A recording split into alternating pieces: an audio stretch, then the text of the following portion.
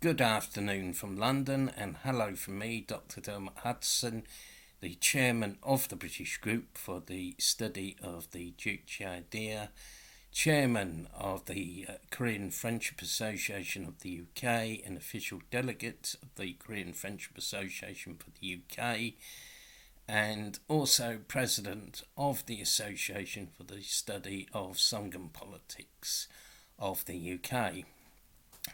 Today, I thought I would attempt to kill two birds with one stone, as we say in England.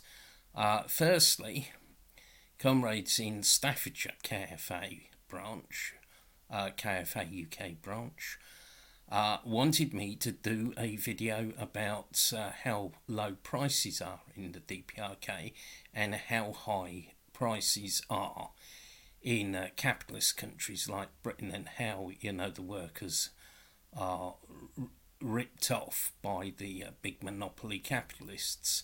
And indeed, today I went to Lidl, just bought a few things, a few groceries, and it came to £7. And so-called cheap shops like Lidl and Aldi, in fact, aren't very cheap.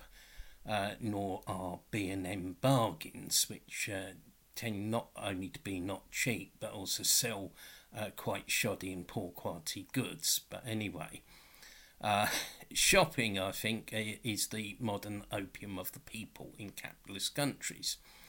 And the second issue that arose that I'm going to tackle is that NK News and the mainstream media were, as usual, spreading false information of fake news about the DPRK with the so-called $45 banana story.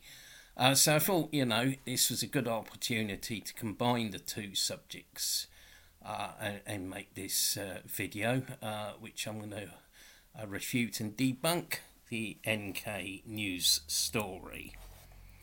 So, the CIA disinformation and fake news outfit NK News have carried an article about bottles of shampoo costing $200 and a banana costing $45 in the DPRK.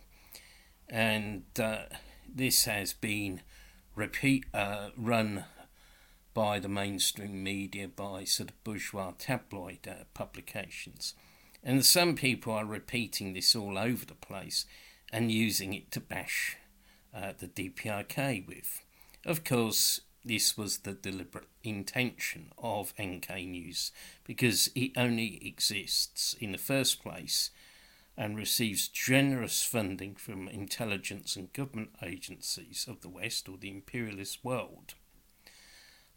No ordinary worker or student can afford the $300 a year subscription fee, or the more expensive $9,000 NK Pro fee. You wonder who really can afford to subscribe to NK News. And as we say, answers on a postcard, please. For those who do not like to hear sort of NK News described in this way, and who do not believe that the CIA uses outfits like NK News to spread fake news about people's career, I recommend that you Google John Stockwell, CIA. There's some good videos as well as articles in order to see the methods used by the CIA in the past to spread false information, fake news and propaganda. Also, there's a great book called Inside the Company by Philip G., a former CIA agent. His book really lifted the lid on things that went on. It's a great shame that today there are no people like Philip G. around who would expose the truth about NK News and probably finally get it shut down. So, to debunk their story, Firstly, read the small print behind the tabloid-style headline about the $45 banana. It actually refers to imported goods, not domestically produced goods. In fact, in the DPRK, most goods are domestically produced because, as viewers and subscribers to this channel will know, the DPRK is based on self-reliance on the Juche Idea. It is a fact that more and more goods in the DPRK are domestically produced, and I've seen this myself with my own eyes over the years. And it should also be pointed out that bananas are not part of the staple diet in the DPRK. Secondly, the article is actually talking about the prices in shops used by tourists and diplomats, etc. In fact, people in the DPRK receive basic foods almost free of charge, as well as things like work clothes and school uniforms, also free of charge, through a supply system. And they also use the ordinary, shops in the DPRK, which have very low prices. The DPRK is a socialist planned economy.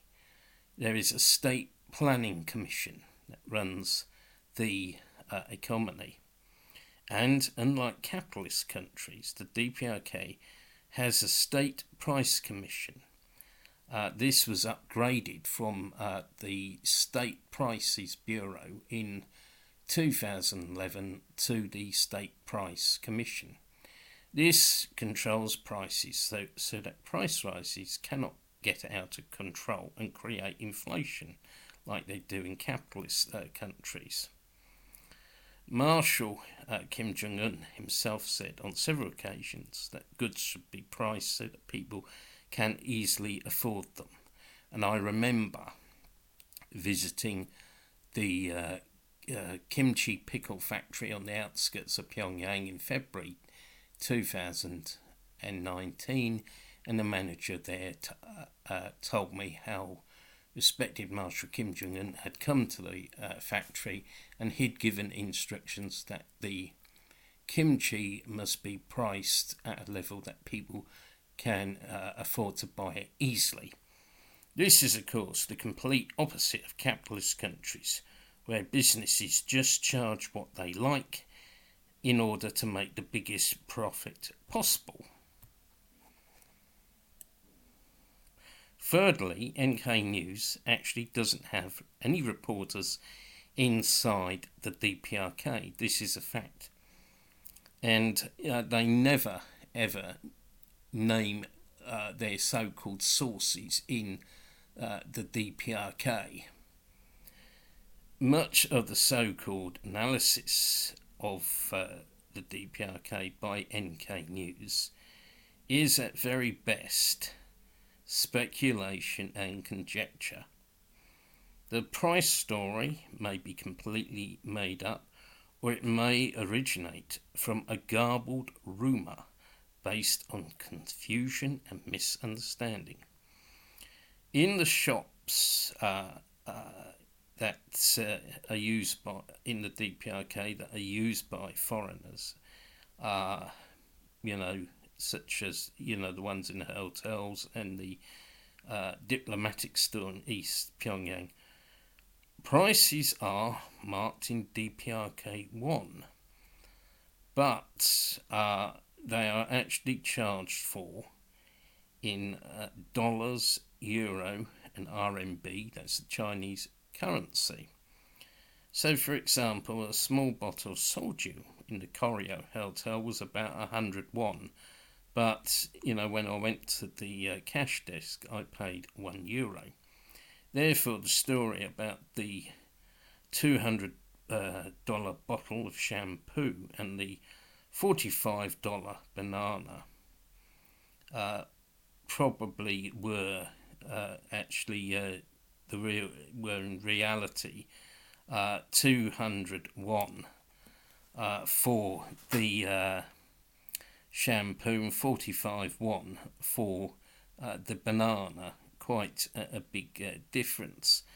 It is probable that someone accidentally on purpose confused the pricing system. It is worth pointing out that the shops actually used by DPRK citizens are of course much cheaper than the hotel shops. Even prices in the hotel shops in the DPRK are much lower than in the UK. For example, a bottle of Taedong beer costs 60p compared to double or more than that in the UK. Visiting the DPRK in 2019, I found not only were the prices in the shops the same as in 2018 and 2017, but the shops were well stocked with many different products available. I was able to buy a big bag of instant 3-in-1 coffee sachets, a new product for the DPRK at the time, as well as Insam coffee, Insam tea and a number of other products. The price of a metro ticket in Pyongyang is 5 won, which is about 3p in British money. It is unchanged since at least 2012 and possibly before. I was told that in Pyongyang an annual travel card for the metro is less than 50 cents, but here in London it's over £2,000 for a 1 to 4 zone annual travel card. In March 1974, the DPRK abolished taxation, making it the first tax-free socialist country, and at the same time reduced prices of basic commodities by up to 50%. These measures combined gave the Korean working people a huge boost to their income. Also, in a difficult period after the Fatherland Liberation War, President Kim Il-sung had prices reduced on 16 occasions. In People's Korea, there are no monopoly capitalist megacorporations that rip people off and charge high prices for poor quality goods, as is the case in the West. People's Korea follows a truly people-orientated policy and is a true socialist country. Thank you for listening to this video. I'm going to put 1 or 2 links in the description. I hope you will support our activities. We're going to be starting holding small-scale events soon, and we'll be continuing with online meetings. We probably will have 1 or 2 in July, and also we're planning a sort of KFA day or weekend of action in August. Anyway, if you're not already subscribed to this channel, please subscribe, and also to our affiliated channel UK KFA. I say thank you again for listening. Have a great day and stay safe, and goodbye.